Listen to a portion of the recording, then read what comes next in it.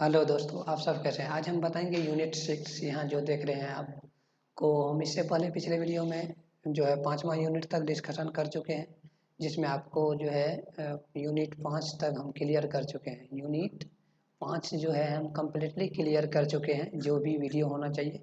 आज हम यूनिट 6 बताएंगे। यूनिट 6 जो आपको क्या पढ़ना है, त्रिभुज। देखिए, त्रिभुज पढ़ने से पहले हम इसको जानेंगे, इसको क्या होता है इसके बारे में आप लोग जानते होंगे। इससे पहले भी यदि आप 9th में त्रिभुज के बारे में पढ़े होंगे अच्छा से, क्योंकि त्रिभुज के बारे में पढ़ने के लिए 9th में भी है।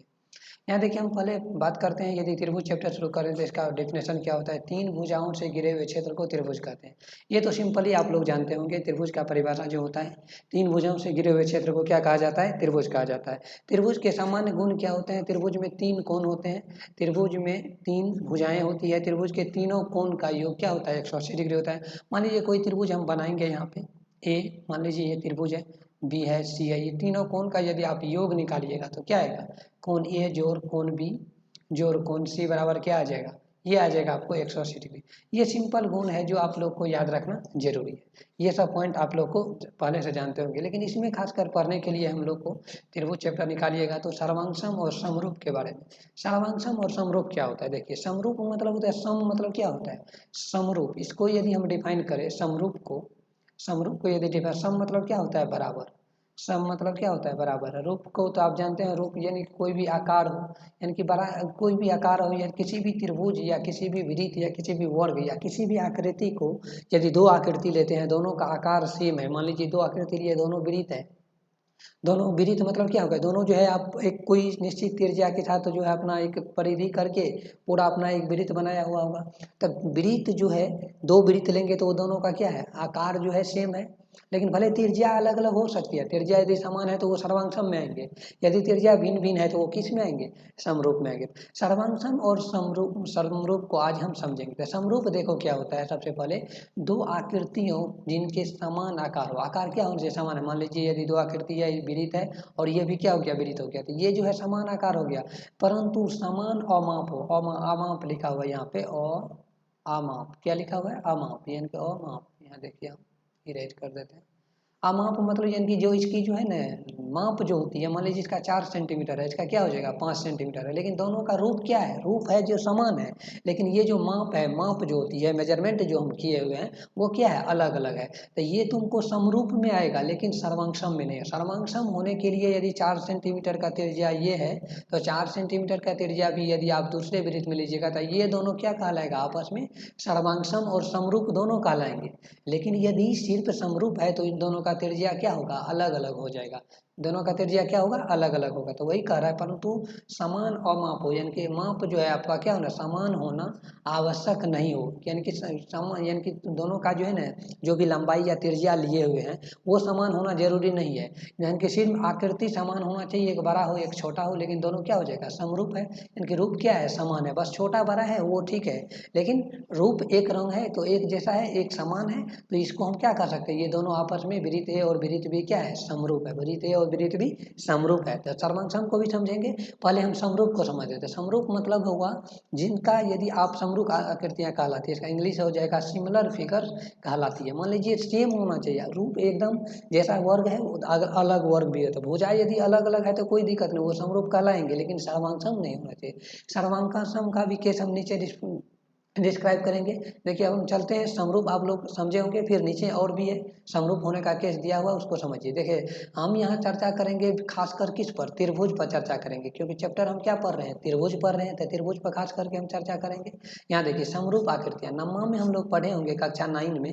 कक्षा 9 में हमने पढ़ा है जो समान त्रिज्या वाले सभी वृत्त क्या होते हैं, सर्वांगसम होते हैं। समान त्रिज्या है, मान लीजिए 4 सेंटीमीटर का ये ले लिए वृत्त, दूसरा भी लिए हैं वो भी 4 सेंटीमीटर का, इस भी 4 सेंटीमीटर है, ये भी 4 सेंटीमीटर, दोनों वृत्त को हम क्या बोलेंगे, सर्वांगसम और समरूप दोनों होगा, क्योंकि आकार भी सेम है और जो माप होना चाहिए, माप वो भी अमाप क्या है, समान है। तो ये सर्वांगसम आएंगे। सर्वांगसम का केस हमेशा याद रखिएगा, यदि दो समान है और उसका आकार यानी कि कोई भी लंबाई या चौड़ाई या कुछ भी है, वो क्या आना चाहिए, समान आना चाहिए, तो वो क्या कहलाएगा, सर्वांगसम कहलाएंगे। क्या कहलाएंगे, सर्वांग। यदि इस दोनों की त्रिज्या यदि अलग अलग होती तो क्या हो जाता, समरूप होती, लेकिन सर्वांग नहीं होता, ये याद रखना है। समरूप और सर्वांग में यही डिफरेंस है। जो आकार यदि सेम है तो समरूप हो गया, समरूप हो गया।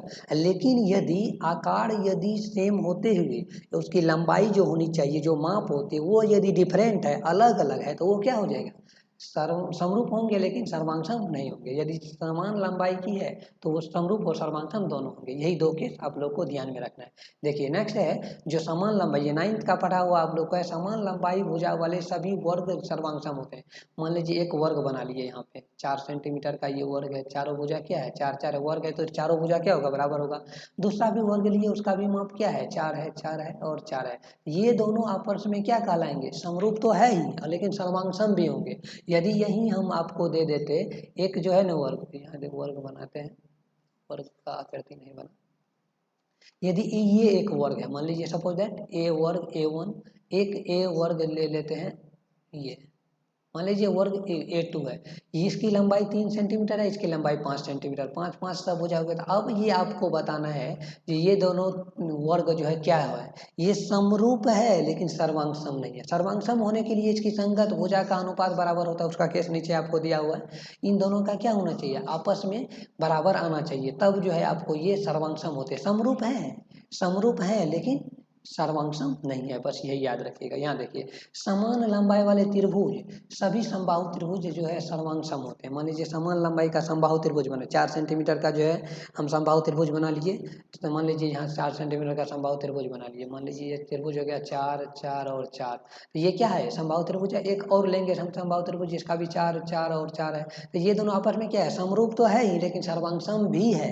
यदि इसी के जगह हम यदि 6 सेंटीमीटर वाला भुजा ले लेते तो ये क्या होता है, समरूप होता लेकिन सर्वांग नहीं होता। समझ रहे बात को, यही समरूप और सर्वांग इस चैप्टर में आपको समझने वाली है। यहाँ देखिए चलते हैं नेक्स्ट पॉइंट। यदि यदि किसी दो आकृति की आकार क्या हो, समान है, आकार यानी कि वृत्त है तो वृत्त ही है, वर्ग है तो वर्ग ही है, यदि त्रिभुज है तो त्रिभुज ही है, परंतु अमाप, अमाप मतलब उसका मेजरमेंट जो किया है 4 सेंटीमीटर का है या 5 सेंटीमीटर का या 6 सेंटीमीटर का है, वो क्या है, भिन्न भिन्न है। यहाँ 2 बार लिखा हुआ है भिन्न भिन्न है, तो वे आकृतियाँ क्या होती है, समरूप होती है परंतु सर्वांग नहीं होती। क्या होती है, परंतु सर्वांग नहीं हो सकते, क्योंकि उसका माप जो है, मेजरमेंट जो किया है, लंबाई या उसका त्रिज्या जो दिया हुआ क्या है, अलग अलग है, तो वो सर्वांग नहीं होंगे, समरूप होंगे लेकिन सर्वांग नहीं होंगे। देखिए अतः ये एक पॉइंट निकल के आता है, निष्कर्ष इतना जो हम पढ़े हैं, तो ये निष्कर्ष निकलता है क्या, देखिए निष्कर्ष निकलता है जो सभी सर्वांग आकृति, जितना भी सर्वांग आकृति है वो समरूप होती है। क्या होती है, समरूप होती है, परंतु सभी जो है समरूप आकृति सर्वांग होना आवश्यक नहीं है। सर्वांग होना क्या है, आवश्यक नहीं है। ये पॉइंट आप लोग को याद रखिएगा, ऑब्जेक्टिव के लिए बहुत बेटर है ये। समझ रहे बात को। अब चलते हैं हम, देखिए कुछ गुण और दिए हुए। यहाँ देखिए भुजाओं, भुजाओं की समान संख्या, मान लीजिए 3 भुजा इसमें भी है, 3 भुजा इसमें भी है, 4 भुजा इसमें भी, 4 भुजा इसमें भी है। दो बहुभुज समरूप होते हैं, कब होते हैं, मान लीजिए बहुभुज 4 भुजा वाला, या कब समरूप होते हैं, समरूप होने के लिए उसका संगत भुजा जो है, संगत कोण क्या होना चाहिए, बराबर होना चाहिए, और इनकी संगत भुजा है, भुजाएं एक ही अनुपात में। अब इसको समझते हैं, मान लीजिए हम 2 त्रिभुज बना लेते हैं, ये त्रिभुज बनाए हैं, इसका है 4, इसका भी हम 6 दिए हुए, इसका क्या दे देते हैं, 8 दे देते हैं। ये आपको कोण जो है 60 डिग्री है, ये भी कोण क्या है 60 डिग्री है, ये भी कोण क्या है 60 डिग्री ले लेते हैं, ये भी 60 है, ये भी आपको 60 डिग्री है, ये भी आपको क्या है 60 डिग्री। यहाँ देखिए अब दूसरा त्रिभुज हम सेम लेते हैं, समरूप होने का केस देख रहे हैं, सर्वांग नहीं, सर्वांग के लिए अलग अलग आएगा डाटा, तो वो नहीं होगा। यहाँ देखिए, यहाँ हम लिख देते हैं 8, यहाँ लिखेंगे हम क्या 12, यहाँ क्या लिखेंगे 16, ये आपको नम 60 डिग्री है, ये भी आपको क्या है 60 डिग्री है। समझने का प्रयास कीजिए, ये भी आपको क्या है 60 डिग्री है। यानी कि 2 त्रिभुज ले लिए, त्रिभुज का नाम दे देते हैं ABC, और यहाँ दे देते हैं PQ और R। इसमें देखिए यदि 2 समान संख्या वाले, यानी कि 3 गो भुजा इसमें भी है, 3 गो भुजा इसमें भी है, तो 2 बहुभुज समरूप होते हैं यदि उनके संगत कोण क्या हो, बराबर हो। यानी कि इस A के संगत ये P है, और B के संगत क्या है Q है, और C के संगत क्या है R है। यानी कि संगत कोण मतलब होता है जो ऊपर में है तो वो भी ऊपर में होना चाहिए इस बगल के आकृति में, और इसके जो है नीचे में 2 है तो इसके नीचे के संगत का लगेगा, संगत कोण आपस में क्या है, बराबर है। और इसका भुजा का अनुपात ये देखिए 4, यानी कि AB बटे यदि PQ करेंगे, यहाँ देखिए AB बटे यदि हम PQ निकालेंगे तो AB का मान क्या है 4 और PQ का मान 8, इसको अनुपात निकालिएगा क्या आएगा 1/2। इसी तरह हम AC, ये जो भुजा हुआ AC आप बटा क्या निकालेंगे, पी आर निकालिए। पी आर यदि आप निकालते हैं तो ए सी का मान क्या है आपको 6 और पी आर का मान है 12, इसको काटिएगा तो 1/2। इसी तरह हम जो है इसको निकालेंगे 8 दूना 16 यानी कि 1/2, यानी कि तीनों का अनुपात क्या है, बराबर है। तो ये दोनों त्रिभुज आपस में क्या कहलाएंगे, समरूप कहलाएंगे। समरूप का केस आप लोग को याद रखना है, दो आकृति समरूप कहलाएंगे यदि दोनों का संगत कोण बराबर हो और संगत भुजाएं का अनुपात क्या हो, समानुपात हो या एक ही अनुपात में होना चाहिए। समझ रहे बात को। अब देखिए नेक्स्ट पॉइंट हम चलते हैं। नेक्स्ट आपको देखिए ये है स्टार देकर, आप इसको भी याद रखिएगा। जो यदि किसी बहुभुज, यदि कोई आपको एक बहुभुज दिया हुआ है कि बहुभुज दिया हुआ है अन्य बहुभुज के समरूप है, यानी कि कोई एक बहुभुज आपको दे दिया है, कोई भी आकृति का एक बहुभुज है उसके एक और आकृति का जो है ना बहुभुज समरूपे दिया है, उसके समरूप ही एक और आकृति दे दिया है और बोला है जो है ये दूसरे का क्या है, समरूप है। और यह दूसरा बहुभुज एक तीसरे बहुभुज का समरूप है, एक और तीसरा बहुभुज लिया गया है उसका जो है ये दूसरा वाला वो तीसरा का क्या है, समरूप है। तो पहला जो है बहुभुज तीसरे के बहुभुज के क्या होगा, समरूप होगा। ये पॉइंट आप लोग को याद रखना है, इसको हम समझाते हैं। यहाँ देखिए मान लीजिए आपको एक त्रिभुज दे दिया है, ये मान लीजिए पंचभुज लेते हैं, बहुभुज है तो थोड़ा 3 या 4 भुजा ले लेते हैं, उसमें दिक्कत नहीं आएगी। यहाँ देखिए समझने का प्रयास कीजिए, एक पंचभुज ले लेते हैं, सपोज दैट पंचभुज लिए हैं, ये आ गया पंचभुज एक A1। दूसरा पंचभुज ले लेते हैं, दूसरा पंचभुज आपको आ जाएगा A2। तीसरा ले लेते हैं पंचभुज, थोड़ा बड़ा लिए है इसको, 5 भुजा हो गया ना, यहाँ से यहाँ तक 1 2 3 4 5, ये ले लेते हैं A3। अब जो ये 3 गो जो आपको जो है बहुभुज दिख रहा है, तो यदि इसके समरूप ये है, इसके समान यानी कि इसके समरूप ये है समरूप इसके, ये पहला के समरूप ये दूसरा है, और दूसरा के समरूप जो है आपको क्या है, दूसरा के समरूप आपको ये तीसरा है, तो आपको ये पहला के समरूप ऑलरेडी तीसरा हो जाएगा, यानी कि पहला के समरूप हो जाएगा कौन, तीसरा हो जाएगा। पहला समरूप होगा किसके, तीसरा का। ये जो आपको नियम याद रखना है A3 का। इसका समरूप ये है सेकेंड वाला, सेकेंड का समरूप जो है थर्ड वाला है, तो ऑलरेडी जो ये आपको पहला जो है ये तीसरा का समरूप हो जाएगा। समझ रहे बात को, ये बात आप लोग को याद रखिएगा।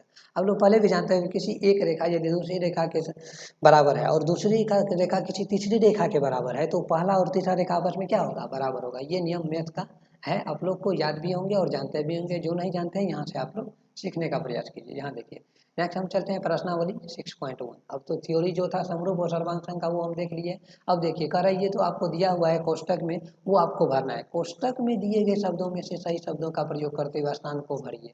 सभी विरीत क्या होते हैं, सभी विरीत, विरीत जो है आपको ये है और ये सा बड़ा वाला ले लेते हैं, ये दोनों क्या होगा, सर्वांग सम नहीं होंगे लेकिन समरूप होंगे। सभी विरीत क्या होते हैं, समरूप होते हैं। सर्वांग सम कब होंगे, जब दोनों की त्रिज्या समान रहेगी, ये हो जाएगा यहाँ आपको समरूप बार आ जाएगा। यहाँ देखिए सभी वर्ग क्या होते हैं, समरूप होते हैं। वर्ग जो है आपस में मान लीजिए 4 सेंटीमीटर का वर्ग बना दीजिए या आप 8 सेंटीमीटर का वर्ग बना दीजिए, दोनों क्या होगा, समरूप होगा। तो ये सर्वांग सम कब होते हैं, जब दोनों की भुजा बराबर होती थी, ये बीच में भी क्या भरा जाएगा, समरूप भरा जाता है। सभी वर्ग समरूप होते हैं, सभी विरीत क्या होते हैं, समरूप होते हैं, ये दोनों में भरा जाएगा। सभी डैश त्रिभुज समरूप होते हैं, सभी समद्विबाहु त्रिभुज समरूप होते हैं या समबाहु, समबाहु त्रिभुज समरूप होते हैं, क्योंकि सभी भुजा बराबर होगी तब ना जो है आपको जो है ना समरूप होगी।